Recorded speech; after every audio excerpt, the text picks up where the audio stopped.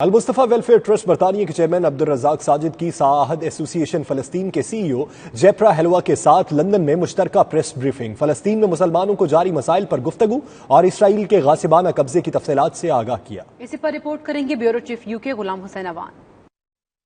اسرائیل کے غاصبانہ قبضے کے بعد غزہ اور گرد و نواح میں فلسطینی مشکل اور کرب کے ساتھ زندگی گزارنے پر مجبور ہیں۔ انسانی ضروریات زندگی کی اشیاء ناپید، مکانات ٹوٹ پھوٹ کا شکار ہیں۔ بے روزگاری اور غربت عام، بچوں کی تعلیم کے مواقع نہ ہونے کے برابر ہیں۔ ایسے میں المصطفیٰ ویلفیئر ٹرسٹ کئی سالوں سے فلسطینی مسلمان بھائیوں کی خدمت کر رہا ہے۔ ماہ رمضان میں 1000 افراد کے سحر و افطار کا اہتمام کرتے ہیں۔ المصطفیٰ ویلفیئر ٹرسٹ برطانیہ کے چیئرمین عبد الرزاق ساجد ساحد ایسوسی ایشن فلسطین کے سی ای او جیپرا ہیلوا نے لندن میں پریس بریفنگ میں فلسطینیوں کی حالت زار سے آگاہ کیا۔ ان کا کہنا تھا کہ غزہ میں انسانیت کس حال میں زندگی بسر کرنے پر مجبور ہے، اس کا حال بیان سے باہر ہے۔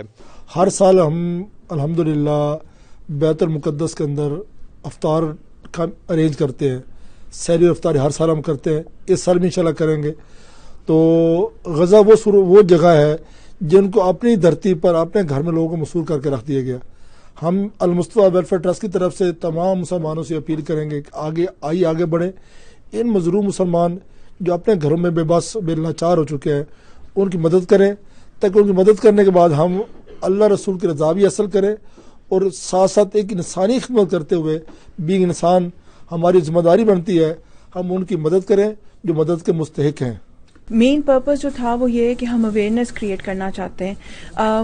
بدقسمتی سے مسلمانوں کے اتنے ملک ہیں جو افیکٹڈ ہیں، جس میں سیریا ہے، یمن ہے، اور برما ہے، اور غازہ ہے۔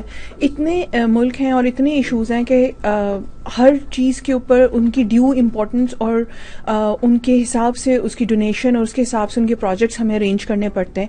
تو ہم یہاں پہ یہی چاہتے تھے کہ ایک اویئرنیس کریٹ ہو جہاں ہم لوگوں کو بتا سکیں کہ غازہ میں ابھی بھی ایشوز وہی ہیں، وہی پرابلمز ہیں، وہی مسائل ہیں، بلکہ مسائل بڑھتے چلے جا رہے ہیں۔ 2 ملین لوگ صرف اور صرف 360 اسکوائر کلومیٹرز کی اسٹرپ رہ گئی ہے جہاں لوگ محصور ہیں۔